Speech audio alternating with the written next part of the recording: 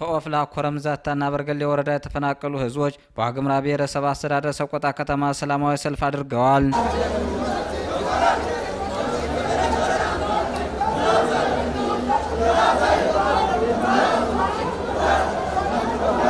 ዓላማ በሌለው ጦርነት ቀያችን ለቀን እንደ ችግር ተጋልጠናል ያሉት ሰልፈኞቹ ምርጫውን በአካባቢያቸው ለማድረግ ወደ ቀያቸው እንዲመለሱም ጠይቀዋል። ያልተፈለገ ጦርነት የሚደረገው በአካባቢያችን በበርገሌ ወረዳ ምንም ይሄ ነው በማይባል ነገር ላይ ባልታሰበ ነገር ላይ በተካሄደው ጦርነት እንዲሁም ብለውም በተለያየ በዋግምራ ውስጥ ላይ ባሉ አካባቢ ወረዳዎችና ቀበሌዎች ላይ የተለያየ ትንኳሳ በመፈጠሩ ነው። ይህ ወረራ በዲሞክራሲ መልክ በተፈለገው በጠረጴዛ ዙሪያ ላይ ተወያይቶ የተፈለገ ሀሳብ መራመድና ነጻ ግልጽነትን ሆኖ ለመራመድ እየተቻለ በቃ በንብረት ላይና በሰው ሕይወት ላይ ግድያ መፈጸሙና አግባብነት የለውም ነው ያልደግፈው። ታሰበ ጦርነት ነው አሁን የተካሄደው በርገሌ ላይ ምን እንደተፈለገ ምን እንዳለም እኔ ግልጽ አይደለሁም እና ይሄን መንግስት በሚገባ ማገዝ በሚገባ ዳር ደንበሩን ማስጠበቅና ተገቢ ምላሽ መስጠት አለበት። መንግስት በሚገባ ትኩረት ወስዶ ማስገባት አለበት። እኛ እዚህ ላይ ጠቅላላ መቆየትም አስፈላጊም አይደለም። አስተባብረው ወደ ቤታችን ያስገባን። አሁንም ቢሆን ሳናርስ እንዳንከርም አሁን ከዚህ ሁለት ቀን ውስጥ ላይ መንግስት ወደ ሀገራችን ቢያገባ ደስተኛ ነኝ። እሺ፣ ሰላማዊ ሰልፍ የወጣንበት ምክንያት አንድና አንድ ዓላማ አለው። ይሄውም ዓላማ የወራሪው ትነግ ወረራን አስመልክቶ በዛታ ኦፍላ ኮረም ብዙ የሀብትና የንብረት ውድመት እየደረሰ ነው ያለው። ወደ 2 ዓመታት አካባቢ ለሚጠጋ ተፈናቅለናል። እዚህ ነው ያለነው። ለዚሁም መንስኤው የህወሓት ወራሪ ቡድን እንደሆነ ዓለም የሚያውቀው ሀቅ ነው ማለት ነው። ወደ ቀያችን እንመለስ የሚል ነው መፈክሩ። ወደ ቀያችን እንመለስ፣ ወደ መደበኛ ስራችን እንመለስ። ስለዚህ የወራሪው ትነግ ከአካባቢያችን ለቆ ይውጣ። ይሄ ማይሆን ከሆነ ያው መንግስት ይሄንን ስርዓት እንዲያስከብርልን የሚጠይቅ ህዝባዊ ታላቅ ሰልፍ ነው የነበረው ማለት ነው።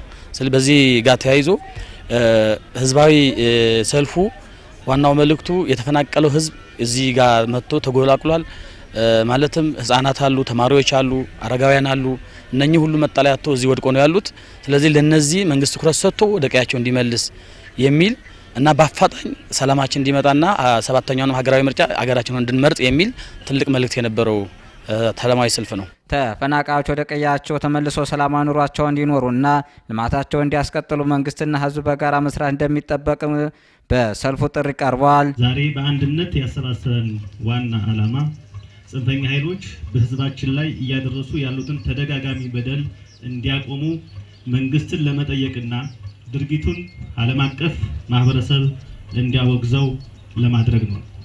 ጎረቤት የትግራይ ህዝብ በባህል፣ በቋንቋ፣ በሃይማኖት፣ በኢኮኖሚ ከአገው ህዝብ ጋር የተጋመደ እንዲሁም የጋራ ሴቶችን በጋራ የገነባ ትናንትም ዛሬም በአንድነትና በፍቅር የሚኖር ህዝብ ነው። ይህን መልካም እሴት ከትናንት ስህተቱ የማይማረው ህወሓት በጥላቻ የታወሩ ሆዳደር ባንዳዎችን በአገው ህዝብ ስም በመሰብሰብ ቀለብና አጀንዳ በመስፈር ባለፉት በርካታ ዓመታት በህዝባችን ላይ ይቀረሽ የማይባል ግፍና በደል እየፈጸመ ይገኛል። የአገው ህዝብ እና የትግራይ ህዝብ በልብ የተቀራረበ ተከባብረው ደስታና ሀዘናቸውን የተካፈሉ የእውነተኛ ጎረቤት ማሳያ ናቸው። ይህን የጋራ ትስስር ገመዳችን ለመቁረጥ የምትታትሩ ጽንፈኛ ኃይሎች እጃችሁን ከህዝባችን ላይ አንሱ። ትናንት በህዝባችን ላይ ያደረሳችሁትን ቁስል ሳይጠግን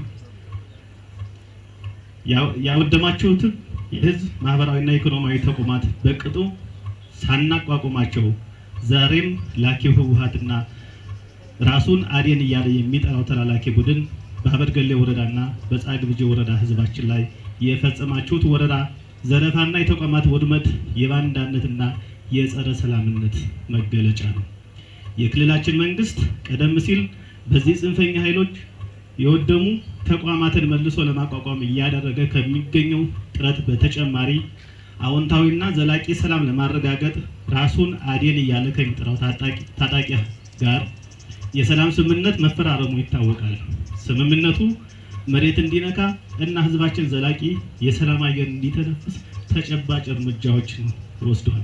ይሁንና ቀድሞውንም ቢሆን በራሱ የማይወስን የመጠየቅና የመመርመር ነፃነት የሌለው ታዛዡ ራሱን ያድን ታጣቂ ኃይል እያለ የሚጠራ ቡድን ከመንግስት ጋር የደረሰውን የሰላም ስምምነት በመጣስ ከሩቅ እና ከቅርብ ጸረ ሰላም ኃይሎች ጋር በመጣመር ነውረኛ ተግባሩን በህዝባችን ላይ ዳግም እየፈጸመ ይገኛል።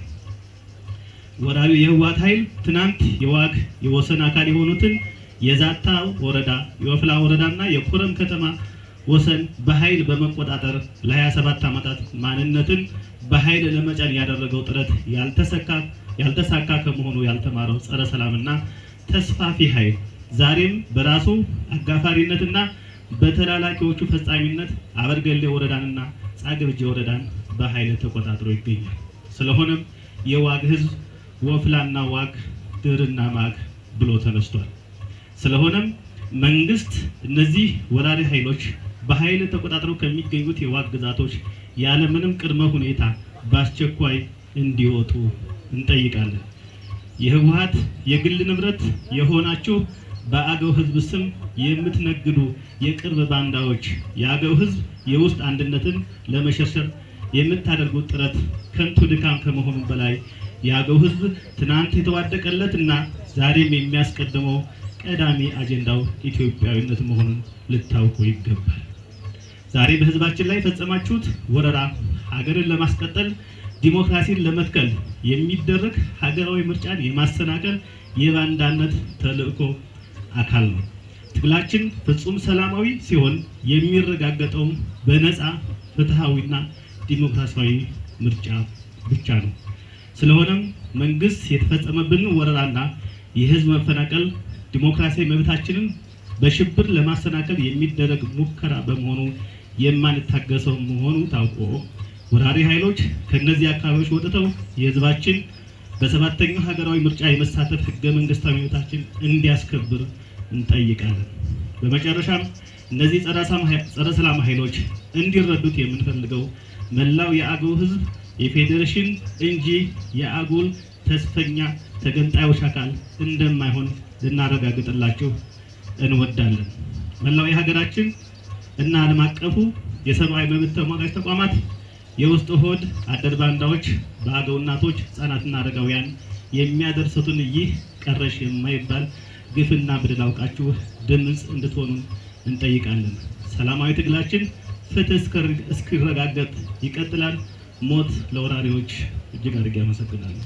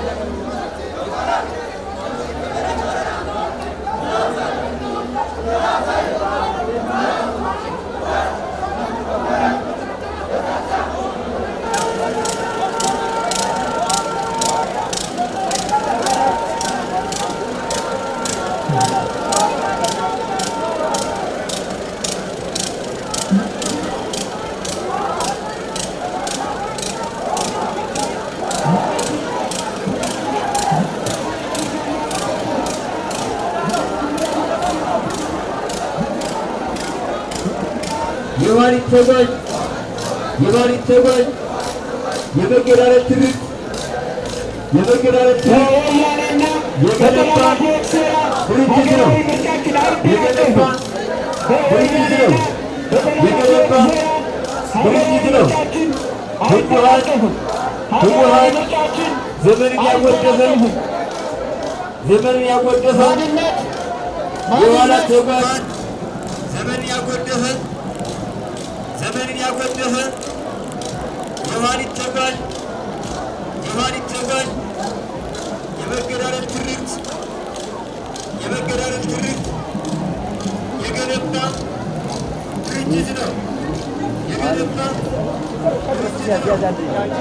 ጫካ በመሸፈት አይገኝም። ድምጻችን በጥይት አይታፈንም። የዋግኽምራን ሕዝብ ዲሞክራሲያዊ ፍላጎት አክብሩ። የአርሶ አደሩን ንብረት መዝረፍና ንጹሃንን መግደል የውድቀት ምልክት ነው።